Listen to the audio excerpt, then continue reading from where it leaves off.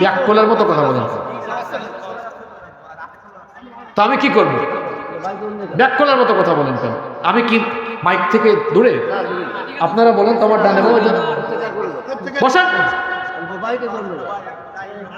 তো আমি আপনাকে কিভাবে কথা বলবো? আমার আলোচনার তেলাওয়াত চলে পেছন, আপনি দায়ী কাকে বলেন শেখাচ্ছেন? তো একজন দায়ী তেলাওয়াতে আছে, আলোচনায় আছে, তাকে এসে আপনি বলেন আপনি আরেকটু আগান। চুপ করেন, বসেন। আপনি আলোচনার আদব শুনেন। আদব হচ্ছে কিছু বলতে হলে লিখিত বলেন, লিখে দিয়ে বলবেন। আপনি আদব শেখাচ্ছেন, আপনি আদব জানেন? একজন মানুষ যখন আপনারা বলেন আলোচনায় থাকলে তাকে এসে এভাবে বলা ভদ্রতা না লিখে দেওয়া ভদ্রতা? বলেন আদব শেখাচ্ছেন, বসেন বসেন। আপনারা বলেন তো একজন মানুষ বক্তৃতা করলে তাকে এসে বলে দেওয়া ভদ্রতা না এইরকমই যে আমাকে একজন ভাই লিখে দিয়েছেন এটা ভদ্রতা? এটা ভদ্রতা না? এখান থেকে কমিটির কাছ থেকে একটা রিকোয়েস্ট এসেছে, উনিও তো চাইলে আমাকে বলতে পারতেন, কিন্তু বললে এটা অসুন্দর দেখায়। উনি লিখিত দিয়েছেন, আমি আমার ফাঁক মতো সুযোগ মতো এটা হাতে নিয়ে এটা পড়বো, দেখবো এবং ওই আঙ্গিকে কথা বলবো। আবার সবচেয়ে আশ্চর্যের ব্যাপার হলো সেখানে বলতেছে একজন দায়ীর এরকম আচরণ হতে পারে। ভুল করেছে বাচ্চা মানুষ, এটা লিখিত আকারে বলা যেত না? আচ্ছা, এবার আসেন, ডেইলি মাইকের সামনে আল্লাহ আমাদেরকে কথা বলাচ্ছেন না? জোরে বলেন, বলাচ্ছেন না? বলাচ্ছেন। এটা একটা মাহফিল, এমনিতেই সময় কম। আমি যদি মাইক নিয়ে কথা বলি তো আমার সময় নষ্ট হবে। আমি চাইছিলাম সময় নষ্ট না করে আমার মূল আলোচনার ভেতরে আমি থাকি। এই ব্যক্তি যে সেটআপমেন্ট এনেছে, তার যে মাইক্রোফোন কিংবা সেটআপমেন্ট কোনো এক জায়গায় তার ঝামেলা আছে। হয়তো সে নিজে ভালো অপারেটর না, সাউন্ড অপারেট করতে জানে না, অথবা তার এই মাইক্রোফোনগুলো হয়তো ভালো কাজ করছে না। আমরা তো ডেইলি কথা বলি ভাই মাইকের সামনে, যেগুলো ভালো সেটআপমেন্ট, আপনি এক হাত দূর থেকে কথা বললেও কথা টেনে নিয়ে যায়। আর মাইক যদি দেওয়ার পরে আপনি যদি এসে বলেন আরেকটু কাছে যান, আচ্ছা বলেন তো মাইক কি আমি আমার মুখের ভেতরে নিয়ে ঢুকায় এক কথা বলবো? এটা যারা শিল্পী আছেন 5 মিনিট 6 মিনিট গান দেখবেন তারা লিপ টাচ মাইক্রোফোন নিয়ে একদম ঠোঁটে লাগায় কথা বলে, কিন্তু এটা স্বাস্থ্যসম্মত না। এক মাইকে এতজন যদি ঠোঁট লাগায়, আর ওখানের ভেতরে তো ক্ষতিকারক কিছু থাকতেও পারে। একটা নির্দিষ্ট পরিমাণ দূরত্ব মেনটেন করে কথা বলতে হয়। আমি কথা বলার শুরু থেকে আমি অন্তত 6-7 ইঞ্চি দূর থেকে, আবার কখনো কখনো 2-3 ইঞ্চি দূর থেকে কথা বলছি। আমি তো আমার মতো করে কথা বলছি, বিষয়টা তো এমন না যে আমি অনেক দূর থেকে কথা বলছি। আওয়াজ বড় করা এটা আমার কাজ না মাইকের কাজ? এখন কেউ যদি বলে মাইকের কাজ হুজুর আপনি করেন, পারবো না ভাই, আমাকে মাফ করবেন, আমি চিল্লাইতে পারবো না। মাইক তো মানুষ এজন্যই লাগায় যে মানুষ যখন বেশি হবে, যখন কারো কথা মাইক ছাড়া শোনা যাবে না, তখন এই মাইক কি করবে, এক সাউন্ডটা দূরে দিয়ে দিবে। যাই হোক, আপনারা যারা আছেন এখানে আওয়াজ কি শোনা যাচ্ছে না? আলহামদুলিল্লাহ, তো শোনা গেলেই তো হয়েছে। হতে পারে আপনাদের কাঙ্ক্ষিত মানের আওয়াজ হচ্ছে না। এখন এইটা নিয়ে কথা বললে এখন কি আর এর কোনো সমাধান হবে? ভাই গো, আপনি গিয়েছেন টাটার দোকানে গিয়ে যদি বাটা জুতা খুঁজেন হবে? আমি আর সামনে আগালাম না। আপনি মনের মতো সাউন্ড চাইলে মনের মতো অপারেটর আনতে হবে, তখন মনের মতো আওয়াজ পাবেন। বুঝতে পেরেছেন? আপনার কাছে আছে চিকেন বিরিয়ানি খাওয়ার টাকা, আপনি গিয়া চাইলেন বিফ বিরিয়ানি খাইতে, আশ্চর্য কথা তো এটা। যাই হোক, এবং মাহফিলে আদব কায়দা মেনটেন করবেন। একজন আলোচক যখন, অন্তত পক্ষে একজন টুপিওয়ালা, ওনার কাছ থেকে এ ধরনের আচরণ আমি প্রত্যাশা করি নাই। আদব আখলাক শিখবেন। দায়ীর আদবের আগে আপনি শ্রোতা হিসাবে আপনার আদব আপনি রক্ষা করবেন। আল্লাহ বুঝার তৌফিক দান করেন। ঠিক আছে, আমি আপনাদের এটা দেখেছি, নির্দিষ্ট সময়ে দিব আমি ইনশাআল্লাহ। সম্মানিত উপস্থিতি, তাহলে বলছিলাম সাজদার টাইমে সাজদা না দেওয়া এটা মুমিনের কাজ নয়। এটা কার কাজ? ওই যে আল্লাহ তাআলা ইবলিসকে বলেছিলেন সাজদা দাও, সে সাজদা দেয় নাই। সাজদা না দেওয়ার কারণে আল্লাহ তার উপর ক্রোধান্বিত হয়ে তাকে জান্নাত থেকে বিতাড়িত করে দিলেন। জান্নাত থেকে বের হওয়ার পরে সেও টার্গেট নিয়েছে, যেভাবেই হোক এই মানুষদেরকে আমি ধোঁকা দিয়ে দিয়ে জাহান্নামমুখী করব।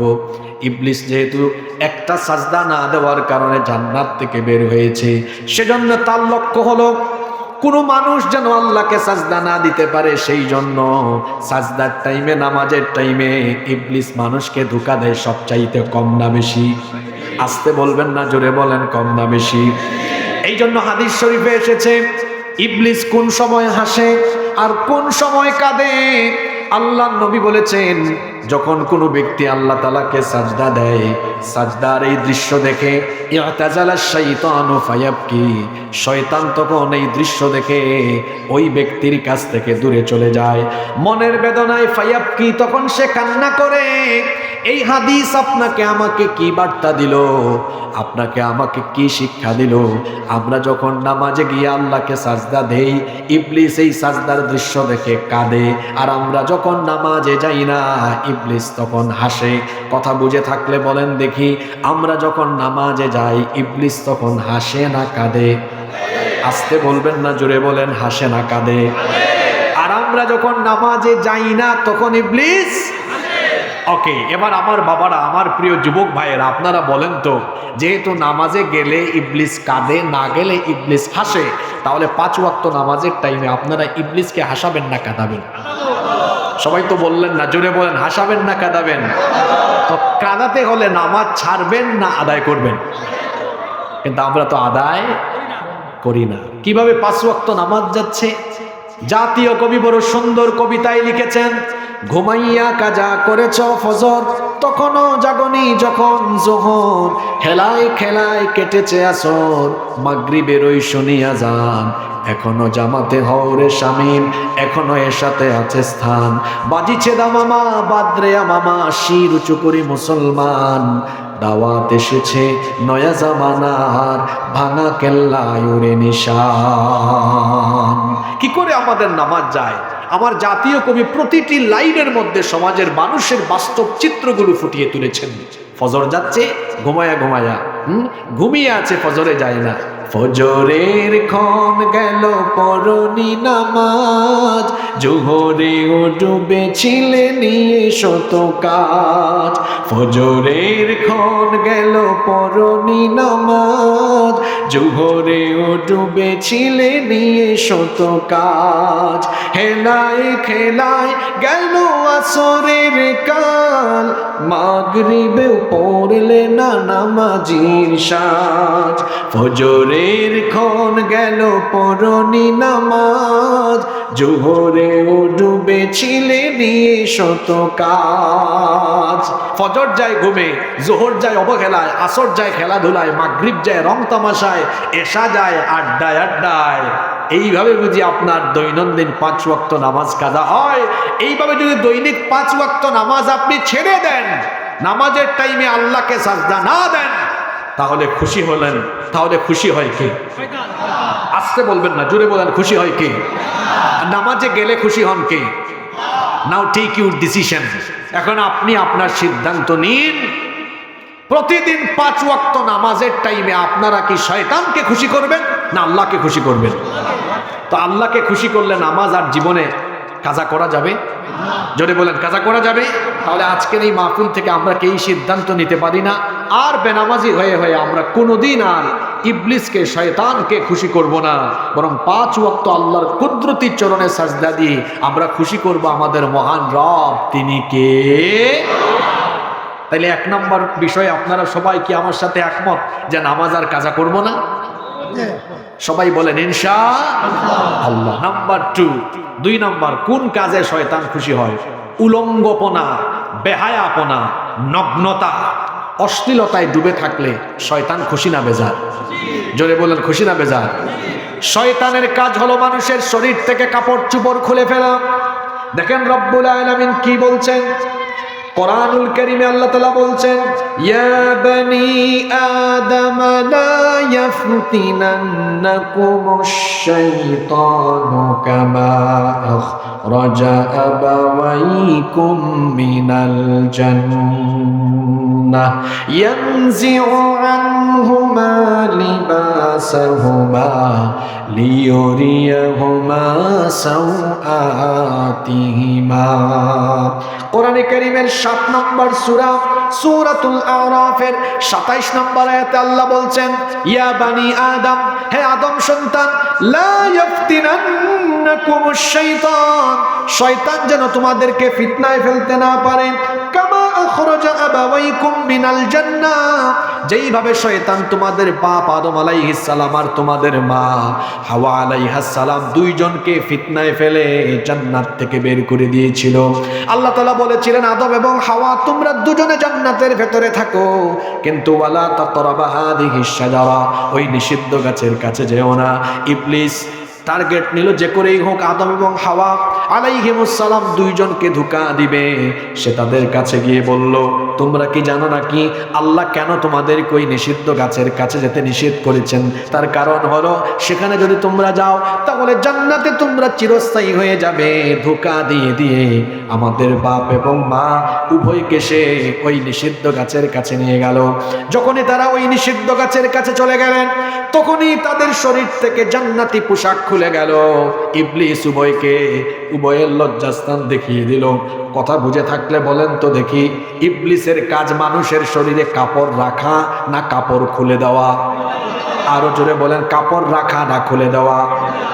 আমি তো বলেছিলাম ইবলিস শুধু না, বলতে তো পারি নাই, মাঝখানে পেশ লেগে গেল। আল্লাযী ইউওয়াসওয়িসু ফি সুদুরিন নাসি মিনাল জিন্নাতি ওয়ান নাস, মানুষের অন্তরে প্ররোচনা দানকারী শয়তান শুধু জিনের ভেতরে নয়, মিনাল জিন্নাতি ওয়ান নাস, জিনের ভেতরেও আছে, মানুষের ভেতরেও আছে। আপনি বলবেন, হুজুর মানুষের ভেতরে শয়তান থাকলে আমাদের ঝাপা মনিরামপুরে শয়তান আমরা দেখি না কেন? আপনি ফাইন্ড আউট করতে পারবেন, মানুষ হয়েও শয়তানের কাজ আঞ্জাম দেয় যারা, চেহারা সুরতে মানুষ হলেও মানুষরূপী শয়তান হলো তারা। এই মানুষরূপী শয়তানগুলাকে আপনি চিনবেন। ইবলিসের কাজ হলো মানুষের শরীর থেকে কাপড় খুলে মানুষকে উলঙ্গ করে দেওয়া। যারা ইবলিসের মুরিদ হয়ে, যারা মানুষ হয়েও মানুষকে উলঙ্গপনার দিকে ডাকে, এরা মানুষ নয়, এরা হলো মানুষরূপী শয়তান। যখন উভয়ের শরীর থেকে জান্নাতি পোশাক খুলে গেল, তারা তখন জান্নাতের গাছের পাতা দিয়ে তাদের লজ্জাস্থান তারা ঢাকতে লাগলেন। আল্লাহ তখন বললেন, আদম এবং হাওয়া, আমি কি তোমাদেরকে নিষেধ করিনি? ওই গাছের কাছে যেতে তোমাদেরকে কি আমি নিষেধ দেই নাই? কেন তোমরা এটা করলে? আল্লাহ তাআলা তাদেরকে পৃথিবীতে পাঠায়া দিলেন, জান্নাতে আর রাখলেন না। এই আয়াত আমাদেরকে যে বিষয়টা শিক্ষা দিল সেটা হলো, মানুষের শরীর থেকে কাপড় চোপড় খুলে মানুষকে উলঙ্গপনায় মত্ত করা এটা শয়তানি কাজ। তাহলে বোঝা গেল, পর্দা মেনটেন না করলে, ঘরের নারীদেরকে পর্দায় না রাখলে, আর মায়েরা বোনেরা পর্দা না করলে যে খুশি হয়, জুড়ে বলেন তো তার নামটা কি? তাহলে আমরা কি আমাদের ঘরের মা বোনদেরকে, আমরা কি আমাদের এলাকার মা বোনদেরকে বেপর্দায় রেখে শয়তানকে খুশি করব, নাকি পর্দায় রেখে আল্লাহকে খুশি করব? এজন্য মহিলা প্যান্ডেলে এবং বাড়িতে থাকা মা বোনেরা শোনেন, আল্লাহ তাআলা বলছেন, ওয়ালা তাবাররাজনা তাবাররুজাল জাহিলিয়াতিল উলা। আল্লাহ তাআলা বলছেন, হে নারীরা, জাহিলি যুগের নারীদের মতো ঘর থেকে বের হয় না। প্রশ্ন হতে পারে, জাহিলি যুগের নারীরা কিভাবে ঘর থেকে বের হতো? তাফসীরের কিতাবগুলোতে এসেছে, তারা খুব শর্টকাট কাপড় চোপড় এবং বক্ষ দেশে কোনো প্রকার ওড়না না দিয়ে তারা এভাবে খোলামেলা পোশাকে বের হয়ে যেত। আল্লাহ নিষেধ করেছেন জাহেলি যুগের মতো উলঙ্গপনায় মত্ত হয়ে যায় না।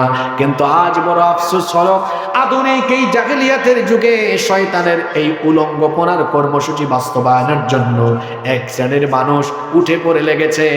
দেখা যায় আমার সমাজে বহু মানুষ এমন আছে, তিনি নিজে নামাজি হলেও তার ঘরের নারীদেরকে তিনি পর্দায় রাখতে পারেন না। কি বলেন, আছে না নাই? আল্লাহর নবীর ওই হাদিস আমার মনে পড়ে গেল।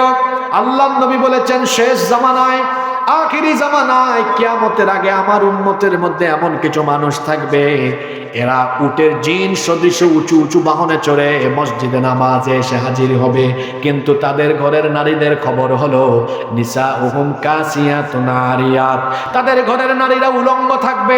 কি করে তারা বেপরদায় মত্ত হবে? আল্লাহর নবী বলেছেন আলা রুউসিহিম কাসনিমাতিল বুখতিল ইজাফ, বুখতি উটের কুজের মতো ভাঁজ দিয়ে দিয়ে ফিতনা লাগানোর জন্য স্টাইলিশ হিজাব পরে তারা ঘর থেকে বের হবে। এই রকম স্টাইলিশ বুরখা স্টাইলিশ হিজাব পরে বের হওয়া নারীর সংখ্যা এখন দুনিয়াতে কম না বেশি?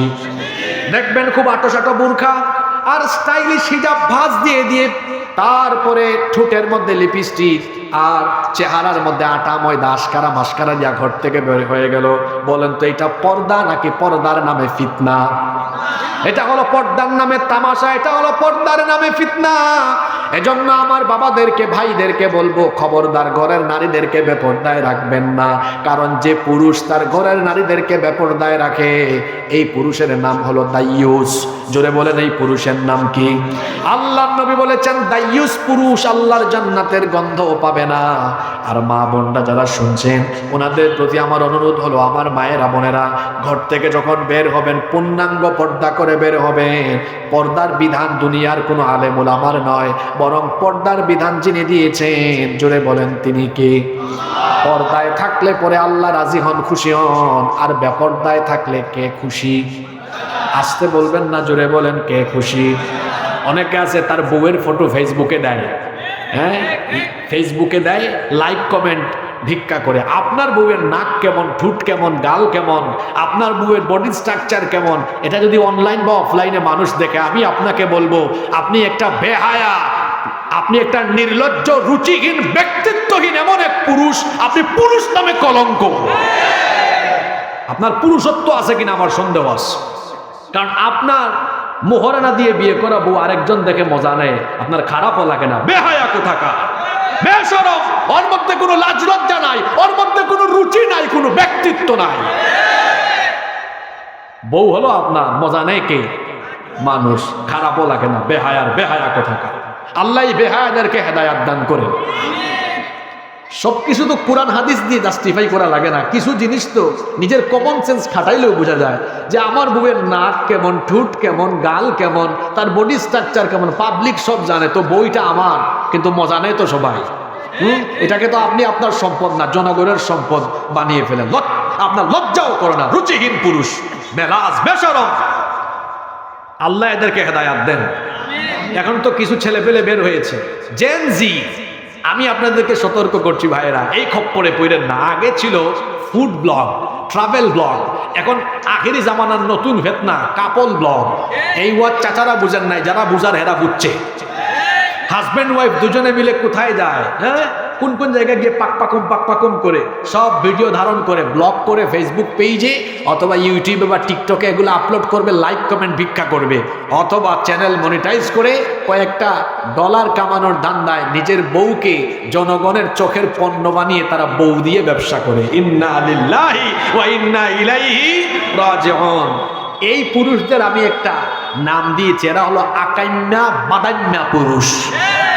আকাইম্যা বাদাইম্যা, তোমার কোনো কাম নাই, হ্যাঁ বউ নিয়ে ঘুরাঘুরি করো, চক্কর দিয়ে এগুলা ভিডিও বানায় তারপরে আপলোড করো। হ্যাঁ তাই বলে কি বউ নিয়ে ঘোরাঘুরি করবে না, বউকে সময় দিবে না? হ্যাঁ অবশ্যই দিবে। বউ হচ্ছে তার স্বামীর কাছে মহামূল্যবান সম্পদ। এটা তো আমার কথা নয়, মহামূল্যবান সম্পদ যেটা রসুল বলেছেন, আল্লাহ নবী বলেছেন আদ-দুনিয়া কুল্লুহা মাতা। এটা ইবনে মাজাহ শরীফের হাদিস। দুনিয়ায় যা আছে সবই সম্পদ, কিন্তু ওয়া খায়রু মাতা'আদ দুনিয়া আল মারআতুস সালিহা। দুনিয়ার সব সম্পদের মধ্যে শ্রেষ্ঠ সম্পদ হলো একজন নেককার নারী, নেককার স্ত্রী। সুবহানাল্লাহ। আরেকটা হাদিস আমার মনে পড়লো, রসুল বলেছেন মান রাযাকাহুল্লাহু ইমরাআতান সালিহা ফাকাদ আ'ানাহু আলা শাতরি দীনিহি। আল্লাহ যাকে দয়া করে একজন নেককার স্ত্রী দান করেছেন, আল্লাহ যেন ওই লোকটাকে ইসলামের অর্ধেক নেয়ামত দান করে দিয়েছেন। তো অর্ধেক পেয়ে গেলে বাকি থাকে আরো অর্ধেক। ওই অর্ধেক পাবেন কোথায়? আল্লাহ নবী বলেছেন ফালইয়াত্তাকিল্লাহা ফিন নিসফিল বাকি। বাকি অর্ধেক পেয়ে যাবে সে যদি আল্লাহকে ভয় করে জীবন যাপন করে। বাকি অর্ধেক ইসলামের নেয়ামত আল্লাহ তারে দিয়ে দিবেন। সুবহানাল্লাহ। তাহলে আপনার স্ত্রীকে পর্দায় রাখা কি আপনার দায়িত্ব নয়? তবে মনে রাখবেন, স্ত্রী ভালোবাসার জিনিস, প্রথমে ভালোবেসে বুঝাবেন। আমাদের দেশের নারীরা ভালো, একটু বুঝান না। যদি আপনার বউ পর্দা না করে, গিয়ে সুন্দর করে ডাকেন, প্রিয় তোমার স্ত্রী আমার, আমি তোমাকে অনেক ভালোবাসি, তোমাকে কেউ দেখলে আমার কলেজাটা জ্বলে পুড়ে যায়, একদম কলেজার মধ্যে চিন চিন চিন চিন করে। বুঝান না যে আমি চাই তোমাকে কেউ না দেখুক, আমি তোমাকে অনেক ভালোবাসি। বলে দেখেন, হ্যাঁ, এই যশোরের মেয়েরা কত ভালো। আপনি বলা মাত্রই দেখবেন বলবে আজকেই বুরখা অর্ডার করো, আমি এখন থেকে পর্দা করব। আগেই ধমকাতে যাইয়েন না, শাসন করেন না। নারীরা হলো প্রজাপতির মতো। প্রজাপতি চেনেন না আপনারা? প্রজাপতিকে আস্তে করে ধরলে উড়াল মারে, উড়ে যায়, আর জোরে চেপে ধরলে মরে যায়। তো নারীরা প্রজাপতির মতো, একটু ভালোবেসে বুঝান, দেখবেন আমার বোনেরা দিনের পথে ফিরে আসবে ইনশাআল্লাহ। আর ভালোবেসে যখন হয় না, একটু গরম হবেন আর কি, গরম হইলে দেখবেন ঠিক হয়ে যাবে। তবে গরম আগে না, নরম আগে। গরম হয়ে সব কিছু করা যায় না। আর স্ত্রীদের বেলায় তো নাই।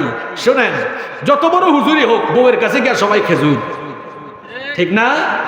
এক ব্যক্তি গিয়েছেন ওমর রাদিয়াল্লাহু আনহুর কাছে বিচার দিতে, উনার বউয়ের সাথে উনার ঝামেলা, শুনতেছেন আপনারা? এখন উনি গিয়ে দেখলেন ওমর রাদিয়াল্লাহু আনহুর সাথে উনার স্ত্রীর হালকা কথাবার্তা হচ্ছে, একটু কথা কাটাকাটি। উনি আর ওমর রাদিয়াল্লাহু আনহুর কাছে না গিয়ে চলে যাচ্ছেন। ওমর রাদিয়াল্লাহু আনহু খেয়াল করলেন, এই তুমি কে এসেছিলে, চলে যাচ্ছ কেন? তিনি বললেন, আমি যে কামে আসছি এই কাজ আর এখানে হবে না। কয় মানে? কয় আসছিলাম আমার বউয়ের বিষয়ে আলাপ করতে, এখন দেখি আমি যেই জায়গায় আটকা আপনি ওই জায়গায় আটকা। তো আপনার কাছে আর কি বলবো? তো আমি বলছিলাম, স্ত্রী এটা শাসনের জিনিস নয়, এটা মহব্বতের জিনিস। ভালোবেসে বলবেন, আমার দেশের নারীরা অনেক ভালো, সুন্দর করে বুঝায় বললে। আর মানুষ তো বলে শুনছি এই দক্ষিণাঞ্চলের মেয়েরা নাকি আরো ভালো, স্বামী ভক্ত হয়, ঠিক না? আপনারাই ফতোয়া দেন, আপনাদের এলাকার মেয়েরা কেমন, ভালো না? অবশ্যই ভালো। একটু বুঝায় বলবেন, দেখবেন তারা দিনের পথে চলবে ইনশাআল্লাহ। তাহলে 2 নম্বর পয়েন্ট বলেছিলাম, পর্দায় থাকলে খুশি কে? পর্দায় থাকলে খুশি কে? আমরা কি শয়তানকে খুশি করবো নাকি? আচ্ছা, কষ্ট হচ্ছে নাকি আপনাদের? আচ্ছা, কেউ উঠবেন না তো আপনারা? কথা দিলেন তো? আচ্ছা, তিন কোন কাজে শয়তান খুশি? 3, মুসলমান দলে দলে দলে দলে ভাগ হয়ে বিভক্ত থাকলে ইবলিস খুশি না বেজা? জোরে বলেন, খুশি না বেজা? দেখেন একটা হাদিস শুনেন, আল্লাহর নবী কি বলেছেন। আল্লাহর নবী বলেছেন, এই হাদিসটি জাবির বিন আব্দুল্লাহ রাদিয়াল্লাহু আনহুমা বর্ণনা করেছেন, মুসলিম শরীফের হাদিস। আল্লাহর নবী বলেছেন, ইন্নাশ শাইতানা ক্বাদ আইসা আন ইয়াবুদাহুল মুসাল্লুনা ফি জাজিরাতিল আরব। আল্লাহর নবী বলেছেন, শয়তান এই ব্যাপারে হতাশ হয়েছে, জাজিরাতুল আরবে সে আর কাউকে তার গোলামি করাতে পারবে না। কিন্তু আত-তাহরিশ, ওয়ালাকিন ফিত তাহরিশ বাইনাহুম, কিন্তু একটা ব্যাপারে ইবলিস নিরাশ নয়, বরং আশাবাদী। ইবলিস এই আশায় আছে যে মুসলমানদেরকে দলে দলে দলে দলে সে ভাগ করে দিবে। ইবলিসের এই আশা নিয়ে সে কাজ করে যাচ্ছে, কিভাবে মুসলমানদেরকে আলাদা আলাদা আলাদা করে রাখা যায়। আমরা ঐক্যবদ্ধ থাকব, এই হুকুমটা কার? আস্তে বলবেন না, জোরে বলেন, হুকুমটা কার? আল্লাহ তাআলা বলছেন, ওয়াতাসিমু বিহাবলিল্লাহি জামিআন ওয়া লা তাফাররাকু। ঐক্যবদ্ধ হয়ে আল্লাহর দ্বীনের রজ্জুকে আঁকড়ে ধরো, বিচ্ছিন্ন হয়েও না। এর আগেও ইহুদি খ্রিস্টানরা দলে দলে বিভক্ত হয়েছে। আল্লাহর নবী বলেছেন, আমার উম্মত 73 ফিরকায় বিভক্ত হবে, 72 দল জাহান্নামে যাবে, 1 দল জান্নাতে যাবে। 1 দল কারা? নবীজি বলেছেন, মা আনা আলাইহি ওয়া আসহাবি, যারা আমার এবং আমার সাহাবীদের পথ অনুসরণ করবে, তাদেরকে খুশি হয়ে যিনি জান্নাত দিবেন। গলার আওয়াজ বড় করে সবাই বলেন, তিনি কে? এই জন্য আমরা রাসূল এবং তার সাহাবীদের পথ অনুসরণ করে ঐক্যবদ্ধ থাকবো, দলাদলি করব না। ঐক্যবদ্ধ থাকলে পরে ইসলাম আর মুসলমানদের শক্তি বাড়বে না কমবে? বাড়বে। দেখেন নাই, আজকে দেখলাম আসার সময়, এই গত সপ্তাহে বাংলাদেশে এক রাজনৈতিক দলের নেতা বলেছিলেন, কোরআনের সাথে রাজনীতির কোনো সম্পর্ক নাই। আজকেই দেখলাম আপনাদের মাহফিলে আসার সময়, যারা কোরআনের রাজনীতি করেন এইরকম একটা দলের সাথে তিনি গিয়ে বসেছেন। ঠেলার নাম বাবাজি। যখন গত 2-3 দিন আগে বাংলাদেশের 2টা ইসলামী দলের প্রধান ব্যক্তিত্ব ঐক্যবদ্ধ হওয়ার ঘোষণা দেন নাই, শুধু কাছাকাছি বসেছেন। কাছাকাছি বসা মাত্রই নাস্তিক পাড়ায় আগুন ধরে গিয়েছে। দেখেছেন, আমরা একটু কাছাকাছি আসলেই ওদের টেনশন বেড়ে যায়। আমরা কাছাকাছি আসলে যদি ওদের টেনশন বেড়ে যায়, যদি আমরা ঐক্যবদ্ধ হয়ে এক সারিতে বসতে পারি, এই দেশে দিন কায়েম হবে, দিনের বিজয় ঠেকানোর দুঃসাহস কারো থাকবে না।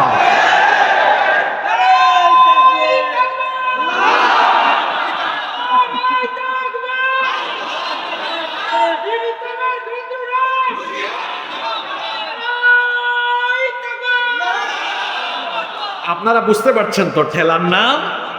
এদের বক্তব্য কিন্তু এখনো সোশ্যাল মিডিয়া, ইউটিউবে আছে না নাই? এরাই বলেছে যে কোরআন দিয়ে রাজনীতি করা ধর্ম ব্যবসা। যখন হুজুর একটু কাছাকাছি বসছে, ঠেলা শুরু হয়ে গেছে। এখন কোরআন দিয়ে রাজনীতি করা যে ধর্ম ব্যবসা হয়, তা আপনি কি আবার তার সাথে বসেন কেন? তার মানে আমার স্বার্থে প্রয়োজন হলে বসবো, আমার যখন স্বার্থ ফুরিয়ে যাবে তখন যারে মন চায় তারে আমি ধর্ম ব্যবসায়ী। এই যে আমার দেশে তো আছেই একটা মেশিন, মনের মতো হইলে মুক্তিযোদ্ধা, মনের মতো না হইলে আছে না? আছে। আমরা যারা ৭১-এর পরে জন্ম নিয়েছি, মাঝে মাঝে আমাদেরকেও রাজাকার বানায়। হ্যাঁ, গত ২ বছর আগে এই যে চুয়াডাঙ্গায় দর্শনা আছে না, দর্শনায় মাহফিল বন্ধ করলো। তো ওসি সাহেব আমাকে ফোন করেছেন, আমার ব্যাপারে তথ্য দিচ্ছেন। ওসি সাহেব বললেন, হুজুর শুনছি আপনি রাজাকারদের সাথে উঠা বসা করেন, আপনিও নাকি রাজাকার, এজন্য আপনি আসবেন না, এই মাহফিল হতে দিব না। বললাম, ওসি সাহেব আপনি আমাকে চিনেন? আমার বয়স কত জানেন? কয় না, এত কিছু জানি না, শুনছি। আমি বললাম, আমার জন্ম তো ৭১-এর বহু পরে, আমি কেন রাজাকার হই? বলতেছে, সম্ভবত চেতনায় হইলেও হইতে পারে। দেখছেন কারবার? চেতনায়। কি বলতেছে? চেতনায়। এখন মুক্তিযুদ্ধের চেতনার ব্যবসা কিন্তু ৫ আগস্ট শেষ হয়েছে। শেষ হয়েছে না? নতুন করে আবার বাংলাদেশে কেউ মুক্তিযুদ্ধের চেতনার ব্যবসা করে মুক্তিযুদ্ধের চেতনা আর ধর্মকে বিপরীতমুখী দাঁড় করাবেন না। হ্যাঁ, আমরা মুক্তিযুদ্ধকে সম্মান করি, ৭১-এর মুক্তিযুদ্ধ এটা আমাদের অর্জন, মুক্তিযুদ্ধকে আমরা সম্মান করি, কিন্তু মুক্তিযুদ্ধের চেতনা ইসলাম বিরোধী চেতনা নয়। মুক্তিযুদ্ধের চেতনা, এদেশের মানুষের আসল চেতনা হলো ইসলাম। মুক্তিযুদ্ধের চেতনাকে সামনে এনে যদি মুক্তিযুদ্ধের চেতনা আর ইসলামী চেতনাকে বিপরীত মুখে দাঁড় করিয়ে এই জাতিকে বিভাজিত করার কোনো অপচেষ্টা ভবিষ্যতে কেউ করে, এর আগের ১৫ বছর তো এই জাতিকে এই চেতনার ট্যাবলেট গিলাইয়া বিভক্ত করার অপচেষ্টা করে এক গ্রুপ হেলিকপ্টার পর্যন্ত উঠার সুযোগ পেয়েছে। ভবিষ্যতের বাংলাদেশে কেউ যদি এই ব্যবসা নতুন করে শুরু করে ইসলামিস্টদেরকে মুক্তিযুদ্ধের চেতনার বিপরীতে দাঁড় করাবার অপচেষ্টা করে, তাহলে ভবিষ্যতে আর কাউকে হেলিকপ্টার পর্যন্ত উঠার সুযোগও দেওয়া হবে না। বুঝলে বুঝপাতা, না বুঝলে সময় থাকতে সাধু সাবধান হয়ে যান। এদেশের আসল চেতনা ইসলাম। এই দেশকে আবাদ করেছেন আল্লাহর ওলিয়া উলিয়ারা, পীর মাশায়েখরা। এদেশের মাটির সাথে ইসলামী চেতনা মিশে আছে, ঠিক কি না? কষ্ট হচ্ছে আপনাদের? তাহলে দলে দলে ভাগ থাকলে ইবলিস কেন খুশি? কারণ আমরা দলে দলে বিভক্ত থাকলে, ইসলাম কায়েম না হলে শয়তান তার অপকর্ম করতে পারবে বেশি। বলেন তো, ইসলাম যদি কায়েম হয়, ইসলামী সরকার থাকলে, রাষ্ট্র ব্যবস্থায় ইসলাম যখন থাকবে, তখন সমাজে চুরি ডাকাতি অন্যায় অপকর্ম কমবে না বাড়বে? আপনি কোরআন দিয়ে একটা চুরির বিচার করেন তো, কোরআনের চুরির বিচার কি? হাত কেটে দাও। আপনাদের কি মনে হয় একটা বিচার যদি করা হয়, বাকি চোররা চুরি করবে না সোজা হয়ে যাবে? তাহলে যদি সমাজ থেকে চুরি কমে, ডাকাতি কমে, দুর্নীতি কমে, লুটপাট কমে, অপরাধ কমে, ইবলিস খুশি না বেজার? জোরে বলেন, খুশি না বেজার? ইবলিস বেজার। ইবলিস খুশি না বেজার? আপনারা বেহুশ হয়ে যাইয়েন না, একটু হুশে থাকিয়েন। সমাজে যদি অন্যায় অপরাধ কমে, তাহলে ইবলিস বেজার। তো ইসলাম কায়েম হলে তো অন্যায় অপরাধ কমবে। ইসলাম কায়েম যেন না হয়, এজন্য আমরা দলে দলে বিভক্ত থাকলে মুসলমানদের শক্তি কি হবে? কম থাকবে। আর ঐক্যবদ্ধ হলে শক্তি বাড়বে না কমবে? এজন্য আসুন, আমরা যে দল মতের আলেম হই না কেন, হই কৌমি বা হই আলিয়া, হই জামাত, হেফাজত, খেলাফত, চরমুনাই, জমিয়ত, সারসিনা, তারপরে বিভিন্ন পীর মাশায়েখদের দরবার, আমরা বলবো ইসলামের বৃহৎ স্বার্থে আমরা দলাদলি করব না, আমরা এক হয়ে যাব। কারণ আমরা এক হলে এই দেশে নাস্তিক পাড়ায় আগুন ধরবে, ইসলামের বিজয় ঠেকানোর সাহস আর কারো হবে না ইনশাআল্লাহ। 4, অপচয় করলে শয়তান খুশি হয়। কোরআনে তো অপচয়কারীকে শয়তানের কি বলা হয়েছে? ইন্নাল মুবাদদিরিনা কানু ইখওয়ানাশ শায়াতিন। অপচয় তো মানুষ টাকা অপচয় করে, অপচয় মানুষ সম্পদ অপচয় করে, কিন্তু মনে রাখবেন সবচাইতে সেনসিটিভ অপচয় হলো সময় অপচয়। কারণ টাকা গেলে সম্পদ গেলে, টাকা বা সম্পদ ভবিষ্যতে আবার পাওয়া যেতে পারে, কিন্তু জীবন থেকে যে সময় চলে যায় এই সময় জীবনেও আর ফিরে আসে না। এখন বলেন তো জেনজি যুবক তরুণ ভাইয়েরা, এরা এখন সময় অপচয় করে কম না বেশি? এখন সময় অপচয়ের হাতিয়ার উপাদান তাদের প্রত্যেকের হাতে আছে, এটার নাম কি? মোবাইল। 24 ঘন্টার মধ্যে তারা 10 থেকে 14 ঘন্টা মোবাইল নিয়ে পড়ে থাকে। রাত 3টা-4টা পর্যন্ত এরা মোবাইলে তাহাজ্জুদ পড়ে। এখন 10 থেকে 14 ঘন্টা যদি এরা মোবাইলে কাটায় তো বাকি কাজ করবে কখন? পড়ালেখা করবে কখন? শয়তান তো মহা খুশি যে আমি এদেরকে মোবাইলে ইন্টারনেটের মাধ্যমে জিনা ব্যভিচারের সাগরে ডুবিয়ে রেখে আমি তো আমার মিশন বাস্তবায়ন করছি। ও আমার যুবক ভাইয়েরা, রাতের বেলা মোবাইল চালানোর জন্য দেওয়া হয় নাই। ওই যে কোরআনে সূরা ফুরকানে বলা হয়েছে রহমানের বান্দারা রাতের বেলা কি করে? ওয়াল্লাযীনা ইয়াবিতুনা লিরাব্বিহিম সুজদান ওয়া কিয়ামা। রহমানের বান্দারা রাতের বেলা ফেসবুক চালায় না, মোবাইল চালায় না, রাত জেগে শেষ রাতে আল্লাহকে রুকু সাজদা দিয়ে তাহাজ্জুদে দাঁড়িয়ে থাকে। সুবহানাল্লাহ। আমার যুবক ভাইরা, আমরা সময় নষ্ট করব না, কারণ সময় নষ্ট করলে ইবলিস খুশি হবে। আমরা সময় নষ্ট না করে দুনিয়ার এই সময় দেওয়া হয়েছে কেন? জীবন কি? জীবন হলো সময়ের সমষ্টি। এই জীবন কেন দেওয়া হয়েছে? লিয়াবলুয়াকুম আইয়ুকুম আহসানু আমালা। কে সবচেয়ে উত্তম আমল করবে এটা দেখার জন্য আল্লাহ এই জীবন দিয়েছেন। এজন্য আমরা এই জীবনের গুরুত্বপূর্ণ সময়গুলোকে অপচয় করব না, সময়গুলোকে আমরা কাজে লাগাবো ইনশাআল্লাহ। 4টা আমল বলছি যেগুলাতে শয়তান খুশি হয়। বাকি আছে কয়টা? ওই একটা বলবো পরে। আগে আমার কিছু কথা আছে। এই যে আজকের মাহফিলে আপনারা আসলেন, এটা একটা মাদ্রাসার উদ্যোগে মাহফিল, নুরানি মাদ্রাসা। আমাদের পড়ালেখা শুরু হয়েছে থেকে? নুরানি মাদ্রাসা থেকে। আর নুরানি মাদ্রাসাগুলো হলো আমাদের দ্বীনের মার্কাজগুলোর প্রাণ। কারণ এখান থেকেই একটা ছেলে বা একটা মেয়ে দ্বীনি শিক্ষা শুরু করে, তাহলে দ্বীনি শিক্ষার শেকড় এই নুরানি মাদ্রাসার প্রতি আমাদের মহব্বত, আমাদের ভালোবাসা, আমাদের সহযোগিতা থাকবে কম না বেশি? জোরে বলেন, কম না বেশি? আমার সাথে কারা কারা একমত একটু হাত তুলেন তো দেখি। হয়েছে। এই হাত দিয়েছেন কে? এই হাতটাকে আমরা আল্লাহর দ্বীনের পথে একটু আগায় দেই। 2টা হাতকে আমরা জান্নাতের দিকে অগ্রসর করে আমরা 2টা হাতকে দানের হাত হিসাবে এখন সম্প্রসারণ করব। পারবেন না ইনশাআল্লাহ? আমি 1 মিনিট আপনাদের থেকে সময় নেব। এই হাতগুলো একটু উঁচা করে ধরেন। একটু স্বেচ্ছাসেবক ভাইয়েরা কষ্ট করে এখানে ভিতরে ঢুকেন, আর আপনারা একটু 2 হাত নামায়া পকেটে ঢুকান। তবে মানুষের পকেটে ঢুকাইয়েন না, নিজের পকেটে ঢোকা। এই 2টা হাতকে দানের হাত হিসাবে প্রসারিত করে দ্বীনের এই মারকাজ, যেখান থেকে ছেলেমেয়েরা দ্বীনি শিক্ষা শুরু করে, আমরা সবাই একটু আন্তরিকতার সাথে 2টা হাত প্রসারিত করে দিব। আপনারা কি বেজার হয়ে গেলেন নাকি? একটু জিকির করেন, তাইলে পরিবেশ সুন্দর থাকবে। কেউ উঠবেন না, আমার একটা পয়েন্ট বাকি আছে। লা ইলাহা ইল্লাল্লাহ। মুক্তিযোদ্ধা জনাব জালাল সর্দার 1 লাখ টাকা দিয়ে, আমাদের সম্মানিত সভাপতি সাহেব মাশাআল্লাহ, তিনি 1200 টাকা দিয়েছেন। আল্লাহ তাআলা কবুল করেন, বলেন আমিন। লা ইলাহা ইল্লাল্লাহ, লা ইলাহা ইল্লাল্লাহ। ইউনুস সাহেব 500 টাকা, আল্লাহ কবুল করেন। লা ইলাহা ইল্লাল্লাহ। মাওলানা আব্দুল গনি সাহেব 100 টাকা। লা ইলাহা ইল্লাল্লাহ। আচ্ছা, মহিলা প্যান্ডেল আছে না? আচ্ছা, মা বোনরা একটু সামিল হোক। ওখানে কি ব্যাগটেক দিয়েছেন আপনারা? আচ্ছা, আমি মা বোনদেরকে বলছি, আপনারাও দানের হাত প্রসারিত করবেন, আপনারা দানের হাত বাড়িয়ে দিবেন, আপনাদের জন্য দোয়া হবে ইনশাআল্লাহ। কেউ দাঁড়াবেন না প্লিজ, কেউ দাঁড়াবেন না। আমাদের আরো একটা পয়েন্ট বাকি আছে না? কথায় আছে শেষ ভালো যার সব ভালো। আরো একটা কথা বাকি আছে না? ওইটা বলার আগে 4টা পয়েন্ট একটু আমি রিভাইজ করি। 1 নাম্বার বলেছিলাম, নামাজ ছাড়লে খুশি কে? সবাই বলেন। মহিলাদের থেকে যেটা আসছে পুরুষে মনে অর্ধেক হয় না, মহিলারা আগায় আছে। আল্লাহ আমার মা বোনদেরকে কবুল করেন, বলেন আমিন। ঠিক আছে, আল্লাহ কবুল করেন। আচ্ছা, আমাকে কি আপনারা 2-3 মিনিট সুযোগ দিবেন শেষ করার? আমি কি শেষ করার সুযোগ দিবেন না এখানেই শেষ করে দিব? তাহলে বলেন তো, 1 নম্বর পয়েন্ট বলেছি শয়তান খুশি হয়। 1 নম্বর পয়েন্ট কি বলেছিলাম? কি করলে শয়তান খুশি? নামাজ না পড়লে শয়তান খুশি। 2 নম্বর বেপরদায় থাকলে শয়তান। 3 নম্বর দলাদলি করলে শয়তান। 4 নম্বর অপচয় করলে শয়তান। 5, এটা সবচেয়ে গুরুত্বপূর্ণ পয়েন্ট হিসাবে আমি রেখেছি। এই কোরআন দিয়েছেন কে? ঠিক আছে, আমি 2 মিনিট পরে বলতেছি, আমার পয়েন্টটা শেষ করি, কেমন? আচ্ছা, এই কোরআন দিয়েছেন কে? কেন দেওয়া হয়েছে? শুধু ঝাড় ফুঁক খতম তিলাওয়াত এই জন্য? না না না, এই কোরআন দেওয়া হয়েছে, এই কোরআন যেমন নামাজে তিলাওয়াত হবে, এই কোরআন দিয়ে আল্লাহর জমিনও পরিচালনা হবে। জমিন কার? এই জমিনে আইন চলবে কার? আল্লাহর আইন কোথায় আছে? এই কোরআনের আইন প্রতিষ্ঠার কাজে শরিক না থাকলে শয়তান খুশি হয়।